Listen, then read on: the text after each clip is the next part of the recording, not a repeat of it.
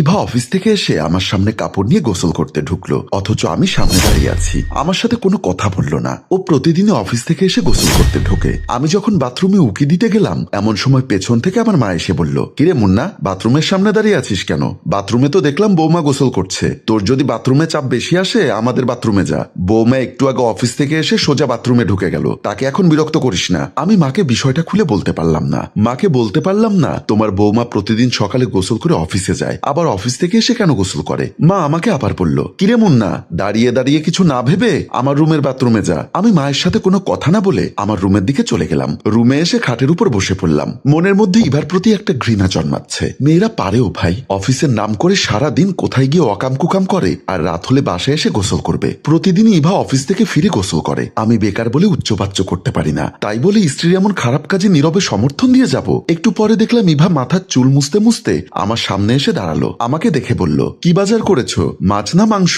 আমার কথা বলতে ইচ্ছা করছিল না, তবু অনিচ্ছা সত্ত্বেও বললাম, টাকা দিয়ে গেছো মাছের, মাংস আনবো কিভাবে? 1500 টাকা দিয়ে গেছি। তাও কি 1 কেজি গরুর মাংস আনতে পারোনি? 1 কেজি গরুর মাংস 900 টাকা, তুমি দিয়ে গেছো 1500 টাকা। আমি কি মাংস আনবো না অন্য তরকারি আনবো? তোমার পকেটে কি 500 টাকাও ছিল না? আমার মেজাজটা আরো বেশি গরম হয়ে গেল। আমি বললাম, জানোই তো আমি বেকার মানুষ, আমার পকেটে টাকা আসবে কোথা থেকে? তোমার ইনকামে সংসার চলে বলে অনেক কিছু মুখ বুঝে সহ্য করি। আমার কথাটা শুনে জোকের মুখে নুন পড়ার মতো করে ইভা বলল, কি বললে তুমি? আমি কিছু বললাম না, বলো তুমি কি বলেছো? আমি বুঝতে পারলাম সে শাক দিয়ে মাছ ঢাকার জন্য এখন আমার সাথে চেঁচামেচি করবে, তাই আমি আর ওর সাথে কথা না বাড়িয়ে রুম থেকে বের হয়ে চলে গেলাম। ছাদে হাঁটছি, মনটা ভীষণ খারাপ। আমার চাকরি চলে যাওয়ার পরে আমি যখন বেকার হয়ে গেলাম, তখন থেকেই কেমন জানি সবার করুণার পাত্র হয়ে গেলাম। এ সংসারে যার ইনকাম নেই তার কোনো দাম নেই, তা আমি হারে হারে টের পেলাম। আমার যখন ভীষণ মন খারাপ থাকে তখন আমি ছাদে হাঁটাহাঁটি করি। ছাদটা আমার ভীষণ প্রিয়। দিনের বেলায় আসতে পারি না, বাড়িওয়ালার নিষেধ আছে, তাই রাতে ছাদে আসি। আকাশটা আমার ভীষণ প্রিয়। দূরে অনেকগুলো বিল্ডিং এর অস্তিত্ব দেখা যায়। কোনো কোনো বাড়িতে আলো জ্বলছে,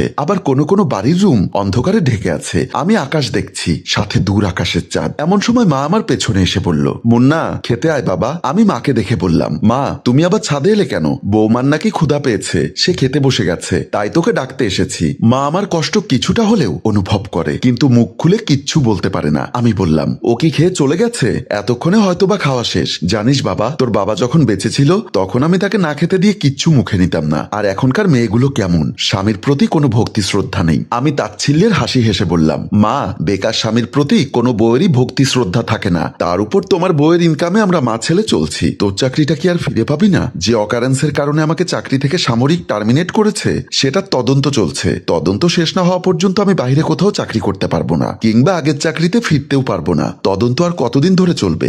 সরকারি ব্যাপার, এত সহজে তদন্ত শেষ হবে না, মিনিমাম 2-3 বছর লাগবে। আচ্ছা বাবা, তুই কোনো অপরাধ করিসনি তো? মা তোমার ছেলে কি কোনো অন্যায় করতে পারে? সে বিশ্বাস আমার আছে। তোর বাবা থানার দারোগা ছিল, জীবন দশায় তোর বাবা কখনো ঘুষের 1টা টাকাও ছুঁয়ে দেখেনি, অথচ তার ক্লাসমেট মোর্শেদ দারোগা রিটায়ার্ড হওয়ার আগে বাড়ি গাড়ি জমি করেছে। আর তোর বাবা আমাকে কখনো 1 পদ স্বর্ণ দিতে পারেনি। মায়ের চোখের দিকে তাকিয়ে দেখলাম চোখ দিয়ে অশ্রু ঝরে পড়ছে। বাবার কথা মনে পড়লেই মা শুধু কাঁদে। মাকে সান্ত্বনা দেওয়ার ভাষা আমার জানা নেই, তাই মাকে জড়িয়ে ধরে ছাদ থেকে নেমে গেলাম। রুমে এসে দেখি ইভা মনের সুখে ঘুমোচ্ছে। এই খাটে যে তার পাশে আরেকজন লোক ঘুমোয় সে কথাটাও মনে হচ্ছে দিব্যি সে ভুলে গেছে। ইদানিং ইভার উদাসীনতা আমাকে খুব বেশি কষ্ট দেয়। সে একবারও ভাবে না আমি কি খেয়েছি না খেয়েছি, আমি কি ঘুমোচ্ছি না ঘুমোইনি। স্বামী স্ত্রীর মধ্যে যে একটা সম্পর্ক আছে সেটাও মনে হয় সে ভুলে গেছে। এখন তার রুটিন হয়ে গেছে প্রতিদিন সকালে ঘুম থেকে উঠে গোসল করে নাস্তার টেবিলে আসবে, আর আমার মা এই ঘরের চাকরানির মতো তার পায়ের কাছে ব্রেকফাস্ট এনে দিবে। সে ব্রেকফাস্ট করে সোজা অফিসে চলে যাবে।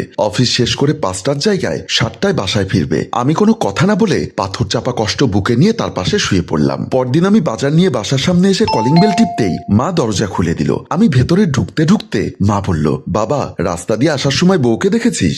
না, তোমাদের বউ কি এখনো আসেনি? আসেনি, কয়েকবার ফোন করেছি, রিসিভ করেনি। আমি দেয়াল ঘড়ির দিকে তাকিয়ে দেখলাম 9:15 বাজে, এখনো মেয়েটা আসেনি। মা বলল, একটু কি অফিসের দিকে গিয়ে দেখবি এত রাত অব্দি বৌমা কোথায় গেল? আমি মাকে বললাম, বাজারে ব্যাগে মাছ আছে, তুমি কিচেনের দিকে যাও, আমি দেখছি। মা বাজারের ব্যাগটা নিয়ে কিচেনের দিকে চলে গেল। আমি সোফায় বসে পকেট থেকে মোবাইলটা বের করে কল দিতে যাব, এমন সময় দেখি কলিং বেল বেজে উঠল। দরজার দিকে তাকাতেই দেখি মা এসে দরজা খুলে দিল। ইভা তাড়াহুড়ো করে ঢুকে আমার সামনে টি টেবিলে ভ্যানিটি ব্যাগটি রেখে মায়ের উদ্দেশ্যে বলল, তাড়াতাড়ি আমার টাওয়েল এবং কাপড়টা একটু এনে দিন তো মা। বলে ইভা বাথরুমের দিকে ঢুকে গেল। আমার বুঝতে বাকি রইল না সে গোসল করবে। এটা আর নতুন কি, প্রতিদিনই তো সে অফিস থেকে এসে গোসল করে। আমি মনে মনে ভাবলাম এভাবে আর চুপ করে থাকা যায় না। কাল একবার একবার ওর অফিসে গিয়ে দেখবো। পরদিন বিকাল 4:30টার দিকে আমি ইভার অফিসে গেলাম। অফিসে ঢুকতেই দেখি রিসিপশনে কেউ নেই, পুরো অফিসে শুনশান নীরবতা। ব্যাপারটা আমার কাছে খটকা লাগলো। একটু আগে আমি ইভাকে ফোন করেছিলাম, ইভা আমাকে বলেছিল সে অফিসে আছে, অথচ অফিসে এসে দেখলাম রিসিপশনে কেউ নেই। মনে হচ্ছে একটু আগেই ছুটি হয়ে গেছে। ইভা আমাকে মিথ্যা বলল কেন? আমি চলে আসতে যাব এমন সময় পাশের অফিসে একটা শব্দ শুনতে পেলাম, মনে হলো ভেতরে কেউ আছে। আবার পেছন ফিরে সেই রুমের দিকে গেলাম। রুমের পর্দা ফাঁকা করতেই দেখলাম আমার বউ তার অফিসের সিনিয়র অফিসারের বুকে মাথা রেখে স্বামীর সুখ খুঁজছে। দেখার সাথে সাথে আমার মাথায় যেন আকাশ ভেঙে পড়ল। তাহলে আমি যা সন্দেহ করেছি সেটাই সত্য। ইভা তার অফিসের বসের সাথে সম্পর্কে জড়িয়ে পড়েছে। এজন্যই তো সে আমাকে পাত্তা দেয় না। আমি আর দাঁড়ালাম না, বের হয়ে গেলাম। বাইরে এসে অন্ধকার রাস্তায় হাঁটছি, চারিদিকে শুনশান নীরবতা। পৃথিবীটা আধারে ঢেকে গেছে। এমন নিকুশ কালো অন্ধকারে আমার জীবনটাও ঢেকে গেল। আজ আমি বেকার বলে আমার স্ত্রী এমনটা করার সাহস পেয়েছে। হায় রে বেকার জীবন। কথাগুলো ভেবে ভেবে যখন আমি রাস্তা দিয়ে হাঁটছিলাম, এমন সময় আমার সামনে পড়লো আমার বন্ধু বাবু। বাবু আমাকে দেখে বলল, কিরে দোস্ত, তোকে তো এখন দেখাই যায় না, এমন ভর সন্ধ্যায় কোথায় যাচ্ছিস? আমি একটা দীর্ঘশ্বাস ছেড়ে বললাম, কোথাও না, মন ভালো নেই, তাই রাস্তায় রাস্তায় হাঁটছি। আমার কথা শুনে বাবু হাসতে লাগলো। এভাবে হাসছিস কেন? বাবু হাসি থামিয়ে বলল, মন ভালো না থাকলে রাস্তায় হাঁটলে কি মন ভালো হয়? তাহলে কি করব? তোর তো ঘরে বউ আছে, বউয়ের আঁচলে মুখটা ঢেকে রাখ, দেখবি মন ভালো হয়ে যাবে। তার কথা শুনে বললাম, এখনো তো বিয়ে করিসনি, তাই বউয়ের জ্বালা যে কত জ্বালা সেটা বুঝতে পারিস না। মানুষ যে একটা কথা বলে, বউ হচ্ছে দিল্লি কা লাড্ডু, যা খেলেও পস্তায় না খেলেও পস্তায়। বাবু একটা দীর্ঘশ্বাস ছেড়ে বলল, কেউ পেয়ে খুশ আর কেউ না পেয়ে খুশ। এই যে আমার দিকে দেখ, আমি ফাহিমা থেকে ছ্যাঁকা খাওয়ার পর আর বিয়ে করলাম না, ভবিষ্যতে হয়তো আর বিয়ে করবও না। এখন সারাদিন পরিশ্রম করি আর রাতে নেশা করে ঘরে ফিরি। দোস্ত, নেশা করলে কি মনের কষ্ট দূর হয়? সাময়িক দূর হয়, কিছুক্ষণের জন্য পৃথিবীর সমস্ত কষ্ট মন থেকে চলে যায়। প্লিজ দোস্ত, আমাকে একটু নেশা করা। বলেই আমি তার হাত চেপে ধরলাম। জীবনে যে ছেলেটা একটা সিগারেট ধরায়নি, সেই ছেলের মুখে নেশার কথা শুনে বাবু কিছুটা চিন্তিত হয়ে পড়ল। তাই সে বলল, তুই নেশা করবি মানে? তোর কি কোনো সমস্যা হয়েছে? বাবুর এমন প্রশ্নের কোনো উত্তর আমি দিতে পারলাম না। তাকে আমি কিভাবে বলি আমার স্ত্রী তার অফিসের বসের সাথে পরকীয়া করছে? এ কথা কি কখনো বলা যায়? তাই আমি তার প্রশ্নের উত্তর না দিয়ে বললাম, আমার মনে অনেক কষ্ট, যে কষ্টের কথা আমি কাউকে বলতে পারবো না। প্লিজ দোস্ত, তুই আমাকে আজকে একটু নেশার ব্যবস্থা করে দে। তারপর তার সাথে অনেক কথা বলে তাকে রাজি করালাম এবং তাকে নিয়ে নেশা করার জন্য চলে গেলাম। রাতে মাতাল হয়ে ঢুলতে ঢুলতে দরজার সামনে এসে কলিং বেল টিপলাম। তখন গভীর রাত, মা আমার জন্য অপেক্ষা করছিল। কলিং বেলের শব্দ শুনে মা দরজা খুলে দিল। আমি ঢুলতে ঢুলতে রুমে ঢুকলাম। আমার এমন অবস্থা দেখে মা অবাক হয়ে গেল। আমি মায়ের সামনে স্থির হয়ে থাকতে পারছিলাম না, বারবার পড়ে যেতে চাচ্ছিলাম। আমার এমন অবস্থা দেখে মা বলল, কিরে মুন্না, তুই এভাবে পড়ে যাচ্ছিস কেন? তোর কি কিছু হয়েছে? আমি একটা হাসি দিয়ে বললাম, কিছু হয়নি, আবার অনেক কিছু হয়েছে। মা অবাক হয়ে প্রশ্ন করলো, তোর মুখ থেকে গন্ধ বের হচ্ছে কেন? তুই কি কিছু খেয়েছিস? মায়ের এমন প্রশ্ন শুনে আমি হাসতে লাগলাম। আমার হাসির শব্দ পেয়ে ইভা পাশের রুম থেকে চলে আসলো। আমি ইভাকে দেখে বললাম, সরি, অনেক রাত করে ফেলেছি। ইভা আমার মাতলামি ধরে ফেলেছে, তাই সে রাগান্বিত হয়ে বলল, স্ত্রীর টাকায় মদ খেতে লজ্জা লাগে না? 2 টাকা ইনকাম করার মুরদ নেই, খাচ্ছ আমার টাকায়। আমার এত কষ্টের টাকা দিয়ে মদ গিলতে তোমার বিবেকে একটুও বাঁধলো না? আমি তখন হাসতে হাসতে বললাম, কষ্টের টাকা? কিসের কষ্টের টাকা? 5টা মিনিট চোখ বন্ধ করে শুলেই টাকা আসে, এখানে কষ্ট কিসের? ও ইয়েস, কষ্ট আছে। এই শীতের রাতে আবার গোসল করতে হয়, যেটা তুমি প্রতিদিন অফিস থেকে আসার পর করো। ঠান্ডা পানিতে শীতের রাতে গোসল করতে অনেক কষ্ট। নো প্রবলেম মাই সুইটহার্ট, আজ থেকে প্রতিদিন সন্ধ্যায় আমি তোমাকে গরম পানি করে দিব। তুমি বাহির থেকে টাকা ইনকাম করে আসবে আর আমি তোমাকে গরম পানি করে দিব। সেই গরম পানিতে সব পাপ ধুয়ে মুছে যাবে। হয়তোবা আমার মা এ কথার অর্থ বুঝেছিল, তাই উনি আর দেরি না করে ঠাস করে আমার গালে একটা চর বসিয়ে দিল। আমাকে চর দিতে দেখে ইভা সেখান থেকে চলে গেল। চর খেয়ে আমি গালে হাত দিয়ে বললাম, শাসন শুধু আমাকে করতে পারো, আর যে মেয়ে ঘরে স্বামী রেখে বাইরে পরপুরুষের সাথে ফষ্টি নষ্টি করে ঘরে এসে গোসল করে তাকে শাসন করতে পারো না। মা উত্তেজিত হয়ে বলল, কোন পাপে তোর মতো ছেলেকে আমি পেটে ধরেছি সেটা শুধু আল্লাহই জানে। বলেই উনি চলে গেল। আর আমি হাসতে হাসতে বললাম, পাপ জীবনটাই হচ্ছে আজন্মা পাপ, আর বেকারত্ব হচ্ছে পুরুষের জীবনের অভিশাপ। পরদিন সন্ধ্যায় আবারও বাবুর সাথে দেখা করে নেশা করার জন্য রাস্তা দিয়ে হাঁটছিলাম। এমন সময় লক্ষ্য করলাম ইভা হেঁটে আসছে। ওকে এখানে আসতে দেখে আমি থমকে দাঁড়ালাম। এটা তো আমার বাসার রাস্তা না, তাহলে ইভা এদিকে কোথায় যাচ্ছে?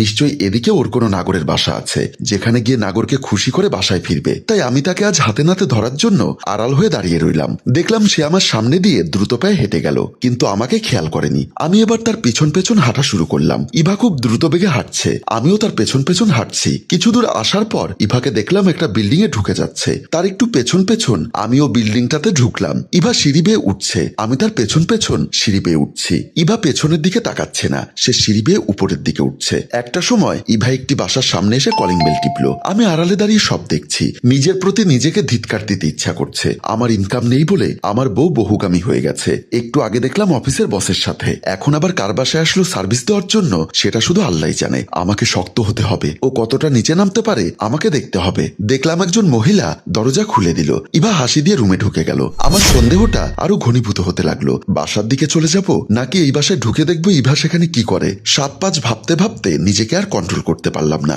আমিও গিয়ে কলিং বেল টিপলাম। সেই মহিলাটি এসে দরজা খুলে দিল। আমি তাকে দেখে সালাম দিলাম, আসসালামু আলাইকুম। ওয়ালাইকুম আসসালাম। আপনি আপনি আমাকে চিনবেন না, এটা কার বাসা? আমার স্বামীর নাম মঞ্জুর মোর্শেদ। কেন বলুন তো? একটু আগে যে মহিলাটা আপনাদের বাসায় ঢুকেছে উনি কে? মহিলাটি একটি মিষ্টি হাসি দিয়ে বলল, ইভাপার কথা বলছেন? জি, উনি আমার মেয়ের টিচার, আমার মেয়েকে পড়াতে আসেন। উনার মুখে মেয়ের টিচার কথা শুনে আমি আশ্চর্য হলাম। এই প্রথম একটা ধাক্কা খেলাম। তাহলে কি ইভা অফিস ছুটির পরে এখানে এসে টিউশনি করে? হয়তোবা শাক দিয়ে মাছ ঢাকার জন্য টিউশনিটা করে। আমাকে চুপ থাকতে দেখে মহিলাটি আবার বলল, ওনাকে কি ডেকে দিতে হবে? আমি বললাম, না থাক, আমি আসি, আসসালামু আলাইকুম বলেই আমি চলে আসলাম। বাসায় এসে ড্রয়িং রুমে পায়চারি করছি, মাথায় কিছু কাজ করছে না। অফিসে দেখলাম আমার বউ বসের বুকে মাথা রেখে স্বামীর সুখ নিচ্ছে। আবার একটা বাসায় গিয়ে শুনতে পেলাম সে নাকি ওখানে টিউশনি করছে। আসলে হচ্ছেটা কি? সবকিছু কেমন জানি তালগোল পেকে যাচ্ছে। মা এসে বলল, কিরে খোকা, তোকে এমন বিষণ্ণ দেখাচ্ছে কেন? নাকি আজও ছাইপাশ গিলে এসেছিস? আমি মাকে কিছু বলতে যাব এমন সময় কলিং বেলের শব্দ শুনতে পেলাম। মা দরজা খুলে দিতেই রুমে ঢুকলো ইভা। ইভা সোজা আমার সামনে এসে বলল, তোমার চাকরিটা তো গেছে, না জানি কোন দুর্নীতি করেছো। এখন কি আমার পিছু নিয়ে আমাকে সব জায়গায় ছোট করতে পারলেই বাঁচো, তাই না? মানে আমার পেছন পেছন আমি যেখানে টিউশনি করি সেখানে যাওয়ার দরকার কি ছিল? আমি বুঝতে পারলাম ইভা বুঝে গেছে। আমি কোনো কথা না বলে মাথা নিচু করে রইলাম। ইভা আবার বলল, চুপ করে আছো কেন? আমাকে কি তোমার সন্দেহ হয়? আমি এবার কোনো ভনিতা না করেই বললাম, হ্যাঁ। তুমি প্রতিদিন অফিস থেকে এসে গোসল করো কেন? ইভা কোনো উত্তর না দিয়ে আমার মুখের দিকে তাকিয়ে রইল। তার নীরবতা দেখে আমি আবার বললাম, কি ব্যাপার, চুপ করে আছো কেন? উত্তর দাও, কেন তুমি প্রতিদিন অফিস থেকে এসে গোসল করো? জানি উত্তর দিতে পারবে না। আমি সারাদিন অফিস করি, তারপর অফিস ছুটির পরে একটি টিউশনি করি। অফিস আর টিউশনি করতে করতে আমি হাঁপিয়ে উঠি, তাই বাসায় এসে গোসল করি। মিথ্যা কথা। তোমার সাথে তোমার অফিসের বসের সম্পর্ক, প্রতিদিন তুমি তাকে সময় দাও, আর তাকে সময় দিয়ে বাসায় ফিরতে তোমার লেট হবে বলে তুমি টিউশনির নাম করে ওখানে কিছুক্ষণ সময় ব্যয় করে আসো। তারপর সে অপবিত্র দেহটা পবিত্র করার জন্য প্রতিদিন তুমি গোসল করো। আমার মুখে এমন কথা শুনে ইভা আমাকে একটা থাপ্পড় মেরে দিল। মায়ের সামনে ইভার এমন থাপ্পড় খেয়ে আমি নিস্তব্ধ হয়ে গেলাম। এমন সময় দরজায় কলিং বেলের শব্দ শুনতে পেলাম। মা দরজা খুলে দিতেই দেখলাম ইভার অফিসের বস হাতে দুটো কাপড়ের শপিং ব্যাগ নিয়ে আমাদের রুমে ঢুকলো। ওনাকে দেখে আমার মাথাটা আরো খারাপ হয়ে গেল। অফিসের বস মমিন সাহেব ইভার পাশে এসে বলল, মারে রাগ করিস না, প্রতিদিন তুই একই শাড়িতে অফিস করিস, যা দেখে তোর অন্য কলিগেরা হাসাহাসি করে। আমি দূর থেকে তা দেখে কষ্ট পাই। যদিও বা তুই আমার অফিসের কর্মচারী, তবুও তো তুই আমাকে বাবা ডাকিস। একজন বাবা কি পারে তার মেয়ের কষ্ট সহ্য করতে? তাই আজ তোকে কিছু না বলে তোর জন্য একটা শাড়ি আর তোর শাশুড়ির জন্য একটা শাড়ি, সাথে আমার জামাই বাবার জন্য একজোড়া প্যান্ট শার্ট এনেছি। তুই কিছু মনে করিস না মা। বাবা, তুমি এসব কেন করতে গেলে? মারে, তোর কাছে শুনেছি জামাই বাবার চাকরি নেই, সে বেকার মানুষ। ইচ্ছা থাকলেও সে তোকে একটা নতুন কাপড় কিনে দিতে পারে না। সেটা বাবা হিসাবে আমি কি করে সহ্য করি বল? মমিন সাহেবের মুখে ইভাকে মা ডাক শুনে এবং ইভার মুখে মমিন সাহেবকে বাবা ডাক শুনে নিজেকে কেমন জানি অপরাধীর মতো মনে হলো। পরক্ষণে মমিন সাহেব আবার বলল, গতকাল যখন অফিস ছুটির পরে তুই আমাকে বললি বাবা পারলে আমাকে 1 মাসের বেতন অ্যাডভান্স দিও। আমি বললাম, কেন রে মা? তুই বলেছিলি তোর শাশুড়িকে আর তোর জামাইকে কাপড় কিনে দিতে হবে। আমি যখন তোকে টাকাটা দিতে গেলাম তখন তুই আমাকে বাবা বলে জড়িয়ে ধরলি। তখন একটিবারের জন্য আমার মনে হয়নি তুই আমার আসল মেয়ে নয়। আমার শুধু মনে হয়েছে তোর মতো আমার একটা মেয়ে আছে, সে থাকে কানাডা। আমার মনে হয়েছে আমার কানাডা প্রবাসী মেয়ে আমার কাছে আবদার করেছে, তাই আর তোকে না করতে পারিনি। তোকে টাকাটা দিয়ে আমি যখন বাড়ি ফিরছিলাম তখন মনে মনে ভাবলাম তোর প্রতি তো আমার একটা দায়বদ্ধতা রয়ে গেছে। তাই আজ অফিস ছুটির পর সোজা মার্কেটে গিয়ে তোর জন্য, তোর শাশুড়ির জন্য এবং আমার জামাই বাবাজির জন্য কাপড় কিনে আনলাম। তোর বাবাকে কি এভাবে দাঁড় করিয়ে রাখবি?